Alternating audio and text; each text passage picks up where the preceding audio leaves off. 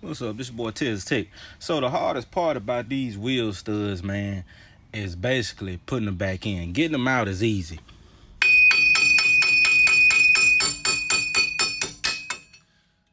Just like that. Say. But the hardest part is going back with it. So you want to put that thing back in.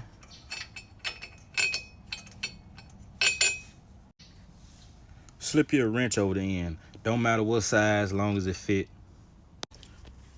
Put your rotor on backwards. Then get you a new lug nut, but you ain't gonna use it again. Thread it on to the new stud. You see the gap back there? Get the big boy, tighten it up.